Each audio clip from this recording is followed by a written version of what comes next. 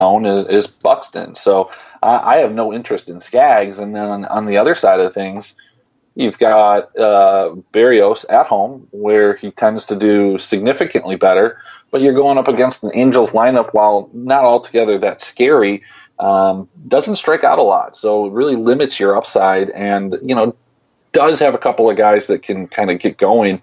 Ohtani's been really disappointing the last couple of games, and maybe that's just because he's got to shake off the rust. But you've got a guy like Fletcher who almost never strikes out or misses the ball. You've got Listella, who's just been mashing it, and a couple other guys in that lineup that do present some problems. So I'm probably going to avoid Berrios as well. What do you think about this game here?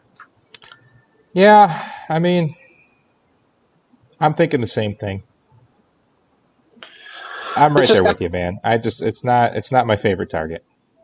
It's a flowchart situation for me. Just with LA not striking out, that it just doesn't make sense to target them with any type of pitcher unless it's a really cheap SB2.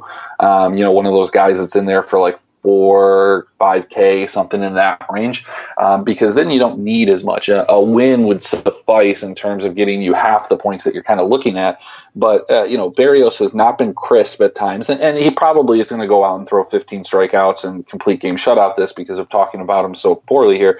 But yeah, it's just not a spot, and not a spot at his price, especially, that I'm interested in it. Before we get into our next game, man, how about our boy Ryu? I mean, this guy, every time we get on here, we talk about him. And yesterday pitched a gem, had a no-hitter going into the 8th, and then it was broken up by Parra.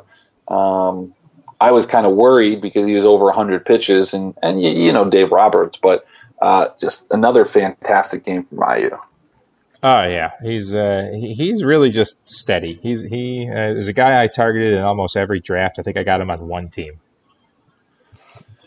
Yeah, I don't think he gets the credit that is due to him. And the injury issues are obviously there, and I think people know that he's a good pitcher. But I think the problem is that he's hurt a lot, and so he's not on that stage. It's the West Coast bias.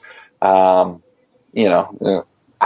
can't see it. Every time he goes out there, he pitches a gem. So, and that's been the case for the last couple of years. Unlike a guy that I was thinking this to myself about targeting pitchers in a lot of leagues. Yu Darvish was a guy that I was not high on coming into the season, and I think it was Doug on a different show kind of convinced me that he was a good target.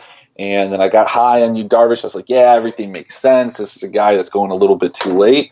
And, he walks like 3 guys every inning. It's terrible. So I'm glad I didn't get as many, and people reached on him and got him well above me.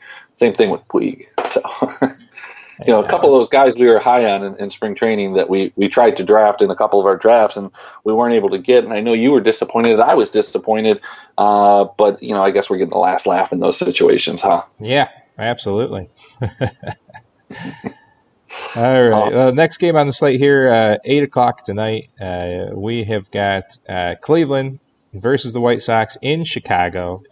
Mr. Bieber, who has been fairly solid, versus Mr. Lopez, who we enjoy targeting against. Yeah, there's not a lot of games on the slate, so I'm just wondering when we're going to get to the spot that you kind of alluded to in your favorite spot. But I would say that I'm pretty excited about Bieber here. I think he has an opportunity to have a good game. My concern is that there are a couple lefties, but really Tilson and Delmonico are not guys that concern me as much as a guy like Alonso or Moncada. So, I don't know. Initially, I was thinking Bieber was a good play, and I mean, he still can be, and he can still give up a lot of runs and be a good play, a la Aaron Sanchez. But at his price, it would be a little bit more difficult. So, you know what? The more I think about this, I'm thinking the White Sox might be a way to go and target Bieber here, who I think will be kind of popular. Does have some good strikeout stuff, but struggles a little bit more against lefties. And you're going to see 1, 2, 3, 4, 5, 6 lefties in this lineup. So his K percent is going to drop down to 19%. He's going to basically have to strike out all the righties to kind of make up for it. Yeah, I like both sides of this game. I could play guys from either side. I think Philly's still my main target because I just want to beat up on that guy over there. And then, I could fill in with either side of this ball. Yeah, and again, so Lopez, a guy that I absolutely love to target, don't think he's a very good pitcher, but at times he does have, flashes of brilliance against the Tigers. Recently struck out 14 guys. This Cleveland lineup is pretty similar to the Tigers in the sense that they lack a lot of power. They strike out a fair amount, not nearly as much as the Tigers. So I don't think Lopez has a tremendous amount of upside in this matchup, but I think he can probably get out of here unscathed. The thing is, if he doesn't go deep into the game, this White Sox bullpen is atrocious, much like the Cleveland bullpen. So this isn't a sexy game, but this could be a game where either one of these offenses, not your normal targets, could put up a ton of runs and be a GPP winning type of effort. All right, moving on here, Pittsburgh and Arizona. 9:40 start time. I've been trying to get on this Pittsburgh train. I keep thinking I like their matchups, and I keep getting beat up by it. But I don't have to worry about it tonight because I'm probably not going to do much of them against Robbie Ray. Yeah, Robbie Ray's been a really solid pitcher this year. He's been a guy that hasn't had a tremendous amount of press in terms of at least what I've seen in industry news and in DFS circles. But his 4.2 xFIP is concerning, but at the same time, this guy is boasting, a 30% K rate basically to both sides of the plate. The Pittsburgh offense, however, does not strike out a ton. Those middle guys, Marte, Reynolds, and Bell do, but I guess actually Cervelli and Kang do as well, and Tucker. Wow, okay, so hey, everything I just said was wrong. They actually have a totally wrong amount of K. You think about the Pirates, and I think of the Pirates as a whole. If they had their ideal lineup and all the players that they wanted to play in there, I don't think they strike out as much. But you've got Tucker and Reynolds, and obviously Kang because Ray is a lefty, but that doesn't change anything. Yeah, you're right. I kind of like this. I like this matchup for Ray. He has given up a little bit of power to the right side of the plate, so you could probably one off a guy like Bell. Or a guy like Kang, super cheap, and just hope he hits a home run. But, that's all he's going to do. So if Kang doesn't hit a home run, you're pretty much going to be stuck with the 0. But Bell's been on fire. So if you're not pitching Ray, I'm very interested in playing some Bell on my lineup, but expensive. So, you got some decisions up there at first base. You've got Hoskins, you've got Bell. And then on the other side of things, you always have Christian Walker, who's another guy that I think deserves a tremendous amount of look. And, we were talking earlier about Jake Lamb coming back. Does he get a ton of playing time? He's probably going to get platooned in certain situations just because of how well Walker has been producing. Sure, yeah. Walker's been good. Escobar's been good. So that middle infield's a tough spot. Yeah, absolutely. Arizona's a spot that I do like too. Kingham is not the best pitcher. I think they're putting him in a situation where, they're trying to eat some innings before Archer comes back. Their rotation's kind of in shambles. Their bullpen's not that great. And you have a situation here where you're going into Arizona, who has a pretty, respectable offense. Escobar, Dyson, Peralta, Jones, Walker, Marte, all those guys are pretty interesting to me. Kelly's interesting. Ahmed is interesting. I'm going to stack up Arizona. I just think that this is a place that, we can get some leverage off of the, ownership that's probably going to go to the Phillies. Yeah, I think definitely Arizona's a good target here. Their lefties look fantastic against Kingham, and Ray's probably my favorite high-end pitcher of the day. So I don't know if I can fit him in because a lot of the bats that I like today are 3,800, 4,000 above. It's going to be tough to put in the lineup that I want to put in and get Ray in a usable guy in there because I don't really like necessarily any of the cheap pitchers today either. So it's going to be an interesting lineup to figure out once the afternoon comes around. We'll see what the lineups are where there's some value, of course. Maybe you get a guy like Freeman from Cleveland in for 3,300 and against Lopez that can free up some salary. But yeah, it's going to be interesting to see. The next game, actually, here's my favorite spot, my friend. I want to target against Mike Fiers. Whoa. One little tidbit here. Huh? The Pirates bullpen has been used and abused in the last couple days. So they used 4 pitchers yesterday. They went out and signed Chris Stratton from the Angels. That's how bad the situation is for them currently. So Chris Stratton pitched yesterday. Richard Rodriguez, Laureano, and Durapu all pitched yesterday. The day before that, Kyle Crick pitched Saturday and Sunday.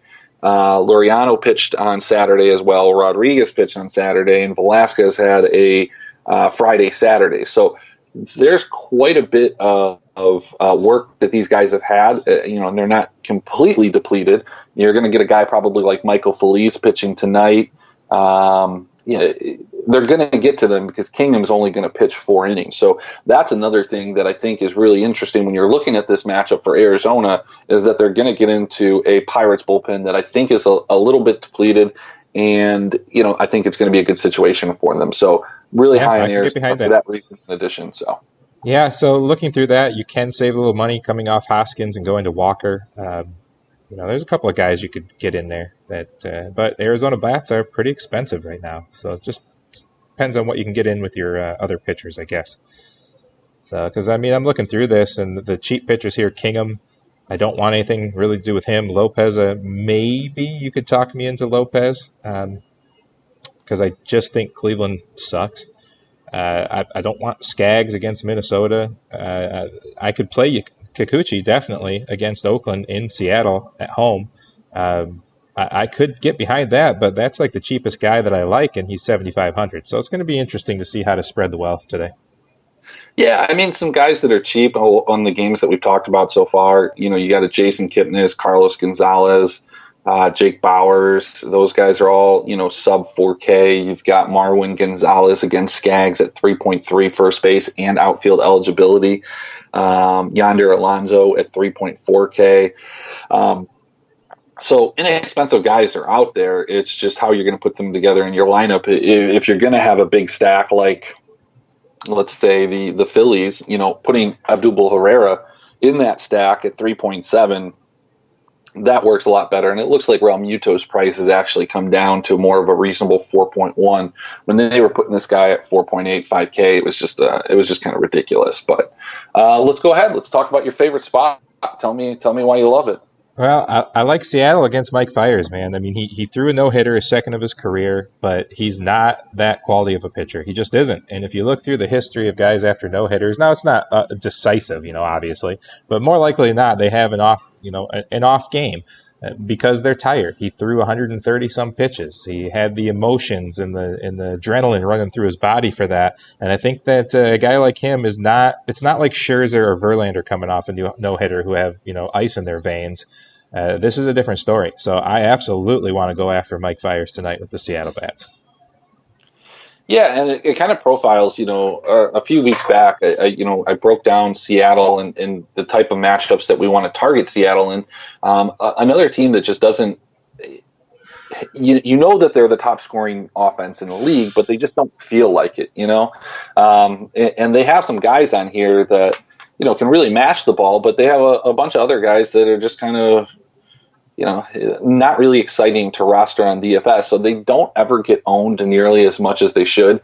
And they're playing on the West Coast. Again, factors into a little bit lower ownership. But, Encarnacion, Haniger, Santana, those are all guys that I'm interested in, even though they're the righties. And then I'm probably going to go with like Bruce and Navarez. Navarez has been a monster in production at the catcher position, and I would venture to guess you're going to get him at a discount over Real Muto.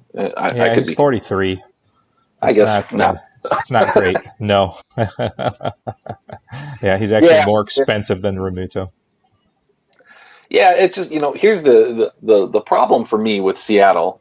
Every time I play Seattle is even harder to figure out than Houston. The difference with Houston is, you can take out the defensive outfielder, whether that's going to be Marsnick or Kemp, even though Kemp had a good game yesterday. I don't want those guys typically in my lineup. I'm not going to want White in my lineup. And so usually that gives me about 7 guys to choose from. When you look at the Seattle lineup, every one of these guys is playable. And then the challenge is that you can only play